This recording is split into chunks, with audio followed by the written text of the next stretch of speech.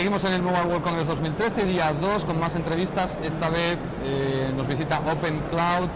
De hecho, ya les advierto que hoy tenemos bastantes más entrevistas que el día de ayer, así que prepárense y abróchense los cinturones.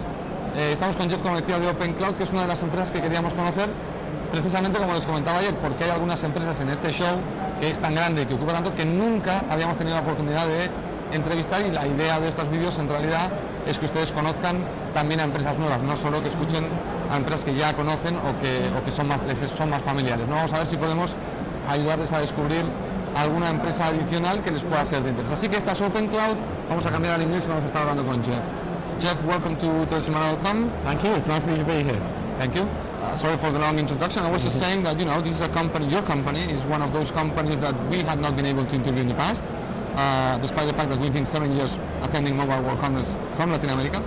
So tell us who OpenCloud is and your background, basically who you are. Okay, so very quickly, we were founded in the year 2000, actually in New Zealand. So you are very old. Not Yeah. your company. Yeah, we've got some pedigree. Okay, yes.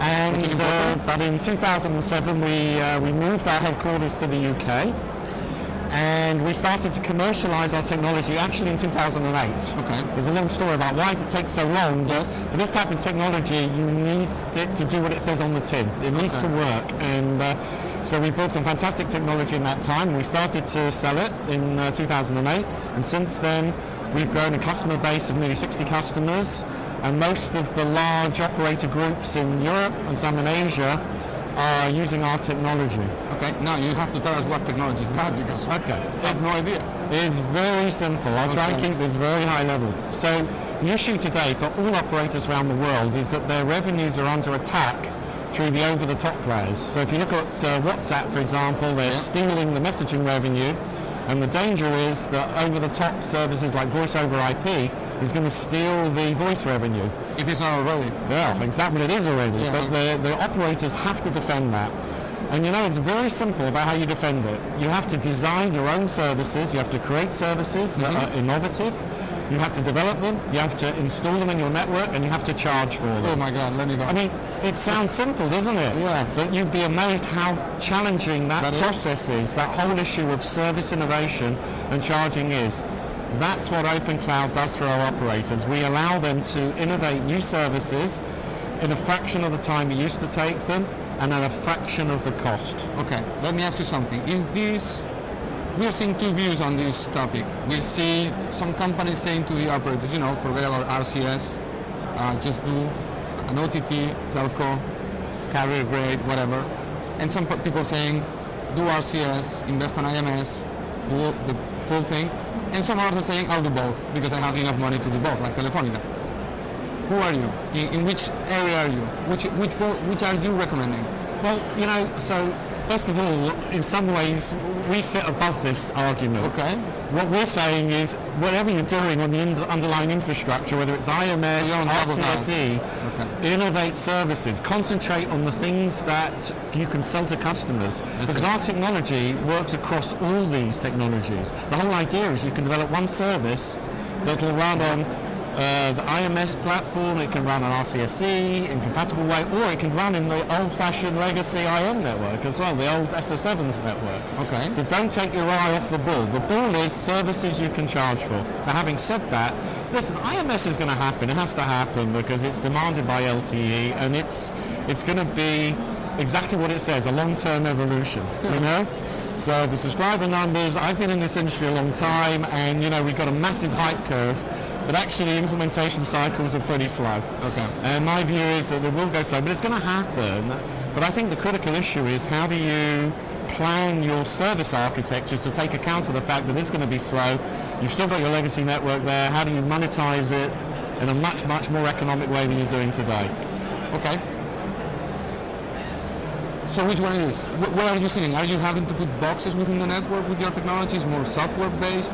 How does it work? So we're a software company, and obviously with our so-called service platform, this is about services in the core network, so it has to run 5 nines, and our software does. But we're a software play, and the beauty about our technology, it's based on open standards rather than the proprietary technology a lot of our competitors offer. So you can even go down to the PC shop down the road, buy a server, and you get 5 nines performance because of our software. So yeah, and that's why I think, if you look at our customer base, from nowhere we've got, some of the largest telcos in the world, British Telecom, Vodafone, T-Mobile, all these sort of guys using our technology because it has a real business impact. Okay. So you could say that you could back up your claims with already facts, because this is so new, the fight against the OTTs, because at least in Latin America, I don't know in other areas in the world, but at least in Latin America, some operators even use the brand of the OTTs at some point to attract users to their network. So at some point, even the same telcos were selling the OTT services, saying, come to my network and have access to Facebook. Yeah, but that's cannibalizing your own revenue, true, isn't but it? at that point, they didn't know. Yeah. But look at WhatsApp has now got more than 1 billion messages a day that operators don't have. True. My philosophy on that would be, to be able to cooperate, you need to compete first. Okay. So my message to operators was make sure you can compete. That way you'll get the best cooperation. I can think of operators... You can sit down and negotiate. Exactly. I can think of operators in Europe that are trying to do agreements with Skype and people like that, and they're getting the cold shoulder because they have no basis of competing. Yeah. Some of our operators have implemented their own voice over IP service on our platform because it gives them a basis of competition.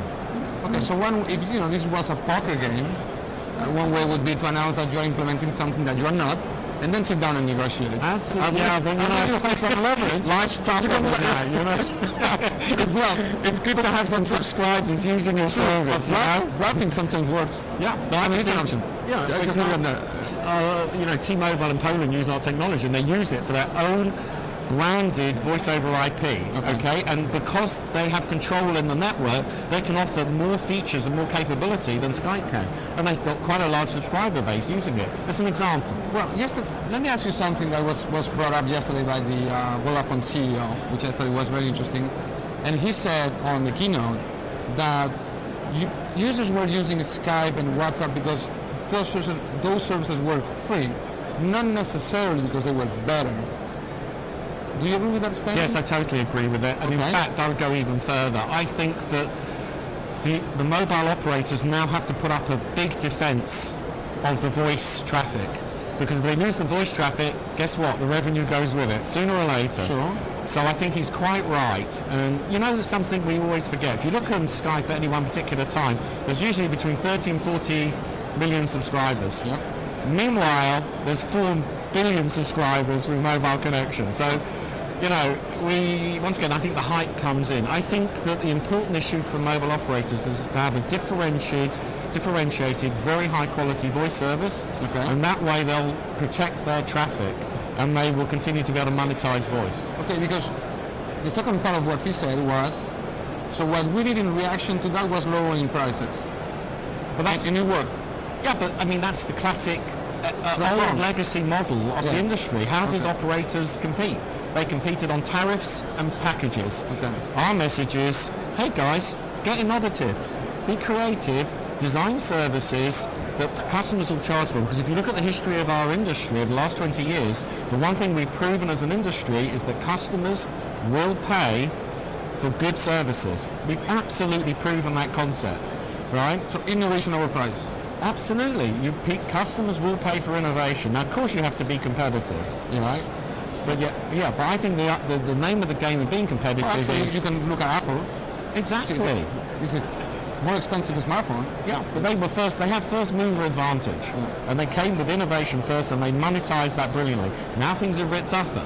And I think it's the same message for the operators. Now, when you are talking about, are you helping operators in other areas? Because we're talking about messaging and voice, but soon will be video. And video will take a lot of amount of capacity from the operators, and Netflix and these companies will charge for video, and these guys are going to see nothing. Yeah, so we're somewhat agnostic to whether the service is underlying is voice, messaging, MMS, video, and we have customers using our technology for doing some clever things with video, sometimes mashing it up with some other media streams and that sort of thing. That's the beauty of our platform. There's so many different things. Okay, so just to finalize, the message for the operators in Latin America who might be seeing, OpenCloud is a company that would help you fight the OTT threat. Yeah, basically. Yeah, and then become innovative. And to much more easily, quickly and cheaply innovate your own services, your own concepts of services. So it's a fundamentally different concept to what they've been doing before, where they used to buy from the big network equipment providers. They did everything for them. Every time they wanted a change, it's a year, 2 years, 2 million euros, whatever. It's a do-it-yourself, fraction of the price, much, much cheaper. Interesting. All right. Well, Jeff, thank you so much for visiting us. Thank you so much for your time. And hopefully, I don't know, maybe Latin Americans will call you and see what happens. I don't know. Well, we're putting a big effort now into Latin America, so it's one of our big focuses now, so we are very hopeful of success. Then very timely for us. Thank you. Thank you. Thanks.